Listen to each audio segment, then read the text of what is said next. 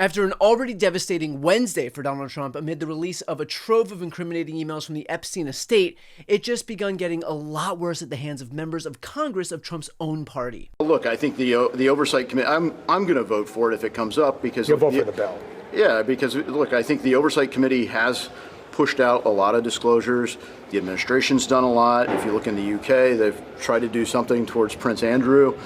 But one of the ththings that went away during this shutdown is Pam Bondi was supposed to come to the House and answer these questions. And look, I'm not on the Judiciary Committee, but I did want Pam Bondi to come and do some explaining. That was Republican lawmaker Warren Davidson, who joins a growing number of other Republican lawmakers who have signaled that, now that the discharge petition to force a vote on the Epstein file has reached 218 signatures and will pass anyway, plenty more Republicans are very quickly jumping on board.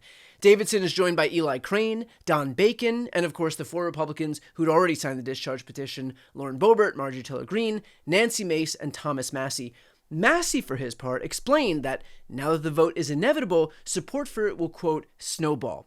Why is that important? Because even if it passes the House and passes the Senate, which is a tall order considering it'll require 60 votes to pass, which means 13 Republicans have to defect, then it's clear that Trump will just veto it. So what's needed will be a veto-proof majority to override Trump's veto. And that's a point that Massie made here. How many Republicans do you think will vote for this on the floor? Well, I've already had a couple Republicans tell my office privately that they're going to vote for it. And I think that could snowball. The deal for Republicans on this vote is that Trump will protect you if you vote the wrong way. In other words, if you vote to cover up for pedophiles, you've got cover in a Republican primary. But I would remind my colleagues that this vote is going to be on your record for longer than Trump is going to be president.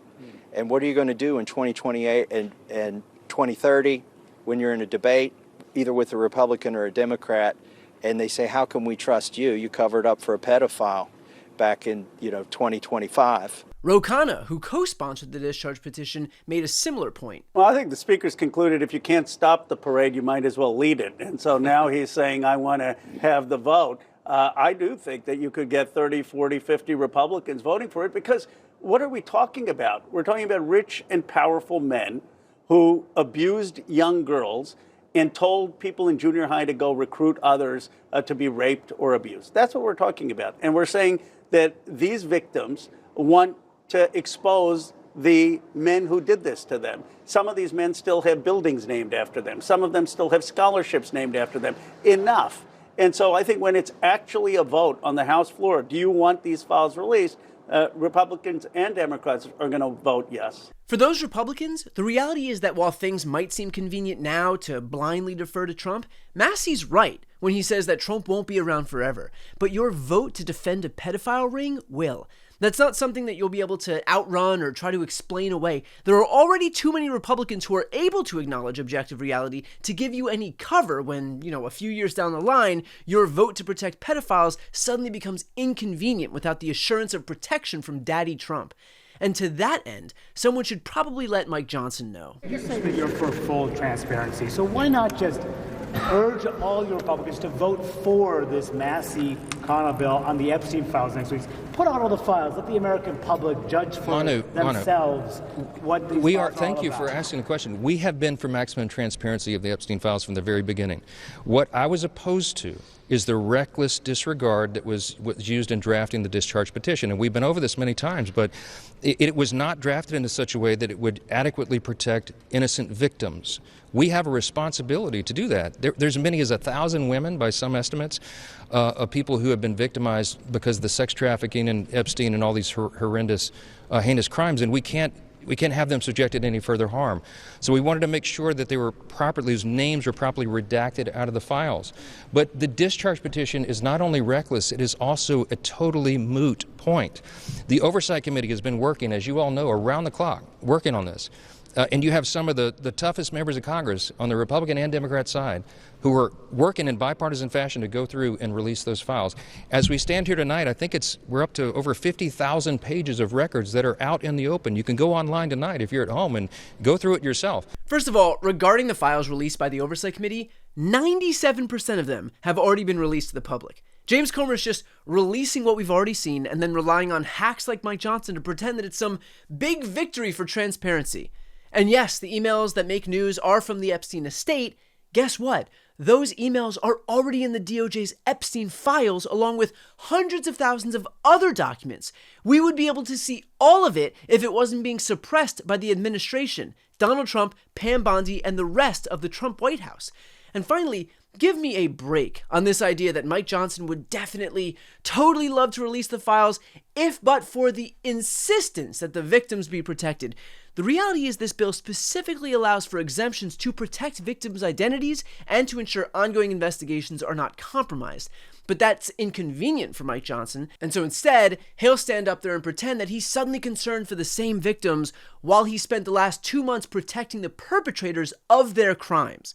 And look, if this is what Mike Johnson wants his legacy to be, that's his prerogative. I personally would not want to be remembered as the guy who orchestrated a pedophile ring cover-up in the house for 2 whole months, but then again, I also wouldn't want to be known as the guy whose son gets notified when he looks at porn, and yet that hasn't stopped Mike Johnson either. But while Johnson's legacy is cemented, it is not too late for everyone else in the GOP to get on the right side of history, the side of history that their own party ran on during the campaign. Everybody in politics has a vice that's much worse than alcoholism, is the way that I put it. But we release the list. Seriously, we need to release the Epstein list. That is an important thing. You say that the FBI has Epstein's list. They're sitting on it.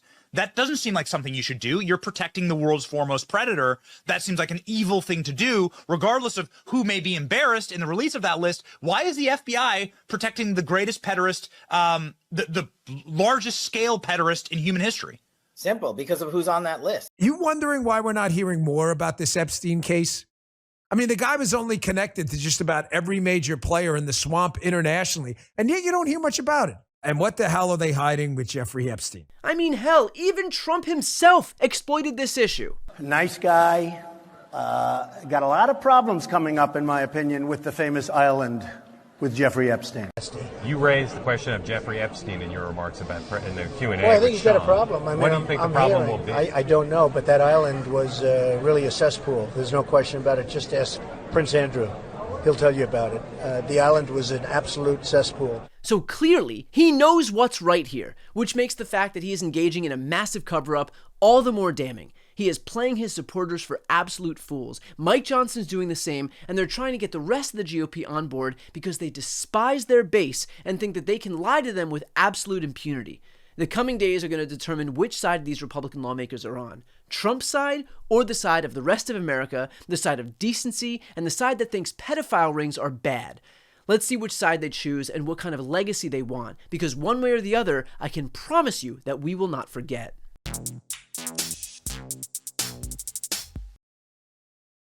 Before you go, if you enjoyed this content and you want to see more and support independent media, please subscribe to this channel. The subscribe button will be right here on the screen.